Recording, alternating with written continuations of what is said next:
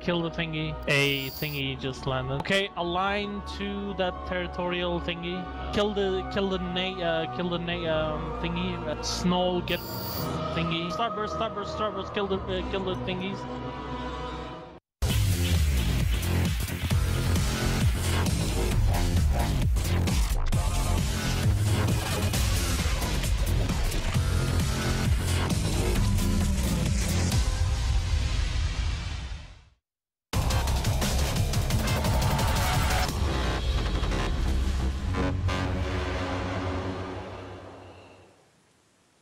Hello and welcome back, everyone. This is CSP Fozzie, joined once again by Apothony, and we are bringing you the Unthinkables versus the Devil's Warrior Alliance. And that is the rear end of an Orthrus cruiser that you see on your screen. This is another one of those setups that is going to make at least Randolph very, very happy, and most of the rest of us, I think, too.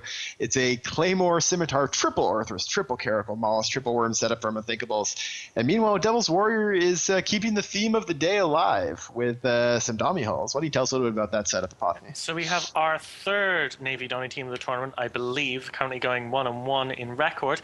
We have supporting them in a Nero, so these are armor Navy Dommies. They're not going for the super DPS version. We have a Myrmidon, probably for some boosts, a Celestis for dance, Enyo, double Tormentor, and Merlin in the support. And the teams both came in at 50 kilometers from opposite beacons, so they are 400 kilometers away from each other. Team starts off by the red going straight off, burning onto the right. Really coordinated movement. That's beautiful. They are getting transversal up against those bouncers. So the Navy Dommies have all dropped bouncers. Long-range drones don't have great tracking, though, and the Navy Dommy doesn't have a tracking bonus, unlike the normal Dommy. So this is very smart play by the Unthinkables. They're using these fast chips, which are, by the way, all fit with rapid light missile launchers, and they're going to try to prevent most of that damage. The Devil's Warriors are going to try to kill that Scimitar, though. All dropped Acolytes trailing behind them at the moment. And as you say, the Simi starting to take a lot of damage from those bouncers. I mean, you're punching into the low explosive hole on the Simi. He is, though, I think, doing the very smart thing. He's circling in. Essentially, the whole team is moving around and getting closer with the orbit. They're approaching in closer. They're not going to go straight at the Dommies and getting hit full on by those bouncers. They're keeping the transversal up. And as they get closer, hopefully not with a newt range, because these are no-gun Navy Dommies, so they definitely have lots of newts, this Scimitar should be able to reduce the damage further. And now we're seeing damage being applied to the Aneros from the Devil's Warriors. Teams trying to take dodges. That Scimitar is just barely surviving in the lowest of low shield, but managing to do it nonetheless. Damage now starting to apply to that Aneros. You've got all those rapid lights doing what we hope is the correct damage type into the Aneros. Yeah, so those rapid lights are going to be doing a lot of damage. The Scimitar is still alive. He is barely getting hit by these bouncers. Oh, he just took a big chunk of armor, though. This is going to hurt, and there he goes. Down. Now we're going to have to see how quickly Devil's Warriors can trade for that Aneros, and what, how quickly Devil's Warriors are also can get some kills out of this. They're going to try to probably take down the Orthrus and Caracals, which are going to drop fast without the protection. Yeah, they're their own Orthrus now. Damage is finally applying to that Aneros, but it's still in quite high shield. Looks like damage is being split. They're also going after the support wing of both sides. The Maulus, so these guys are all Lord taking a lot of damage. Really close to the edge of the arena as well. Most of the Devil's Warriors teams, or sorry, the Aneros and at least, and the Celestis and Tormentor with him, are beyond 115 kilometers now. So they're less than 10 kilometers from the edge of the arena. It would be very easy for anyone attacking them to overshoot and go out, which is probably what they're hoping for. I mean, that Aneros is 115 from the center of the arena. 5 more meters and kilometers even, and he is gone. Yep, so, and we're seeing a Worm at 112. We're seeing the Celestis at 119. These guys are really skirting the edge of the arena. This is a dangerous place for them to be. But there you go, they got a Caracal kill. Goes down, but the Aneros is soon to follow. It is repping. It is taking forever to die, skirting the edge of glory. Yep, with the Celestis for Devil's Warriors is out to 121, and just pulling back a little bit though. This is a pretty smart play. You get out to the edge of the arena, it makes it harder for people to move in around you. They have to come in slower, and it can help keep yourself alive a bit longer. Looks like another Caracal for the red team is getting into armor. Looks like it's going to be popping shortly. And I do find it interesting that they choose to go for the Caracal over the Orthrus. I mean, there goes the Aneros. Yep.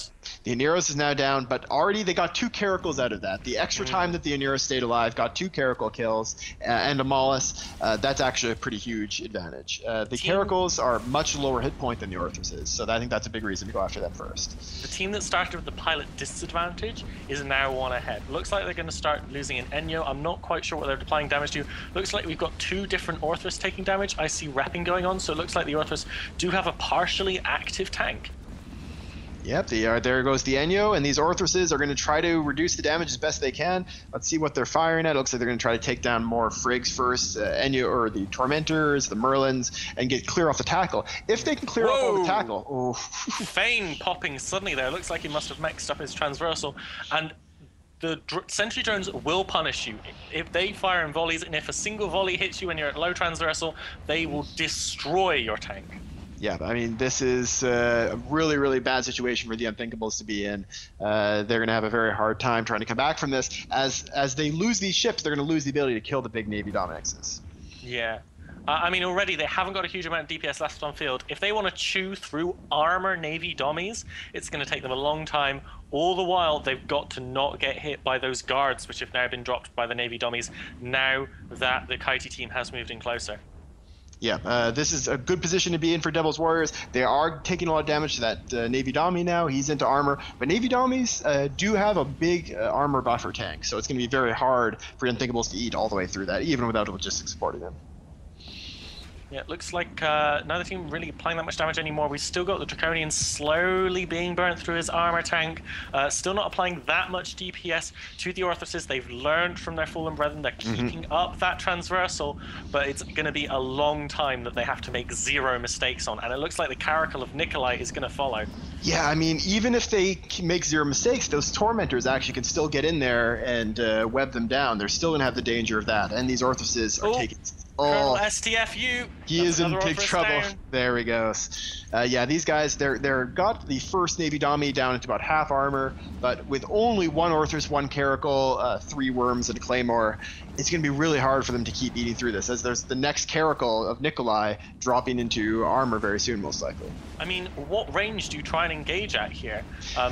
In general, you've got both guards and bouncers drop. So you pull away, the Dommies will abandon the guards, pick up the bouncers. You come in close, abandon the bouncers, pick up the guards. There's no good engagement range here. Yeah, at this point, I think my best call would be to just try to skirt the edge of Newt range, like stay out of heavy Newt range, stay at like 35 kilometers, so you have a bit of comfort zone there. But yeah, that is going to put you at a really easy place for the guards to hit you. And yeah, at this point, that Navy Dommy of Draconian is probably actually going to survive this fight, and that'll be a nice, valuable ship for him to keep alive. For anyone that isn't familiar with the way we do Alliance tournaments here at EVE Online, these are all ships that these alliances had to build or pay for themselves. So these are real assets connected to the rest of the game. This is on our main server, so every ship you can keep alive is valuable, because it means you can use that ship later, you can sell it, you get to keep the value of that ship. So that Navy Dommy is definitely worth keeping alive if they can.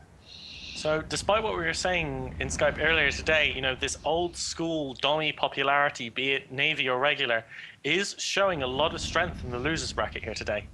Yeah, we didn't see a lot of it in the winners bracket yesterday, but we were seeing a lot of Navy Dommies, and were a lot of Dommies. We saw 2 Dominic setups and now a Navy Dominic setup, and the Dommies are 1 for 1 today, and or 1 and 1 win, 1 loss, and the Navy Dommies are going to be winning their first match. So I mean, very solid execution with them.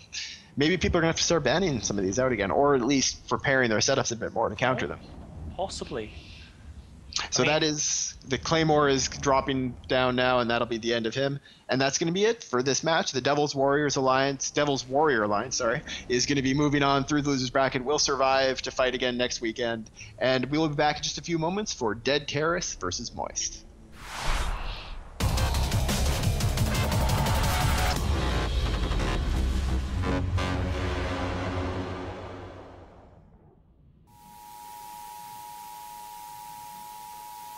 So, do we have any setups that aren't a tinker?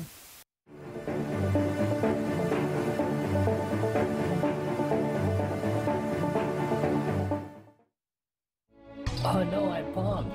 You bombed us. So. I'm sorry, guys.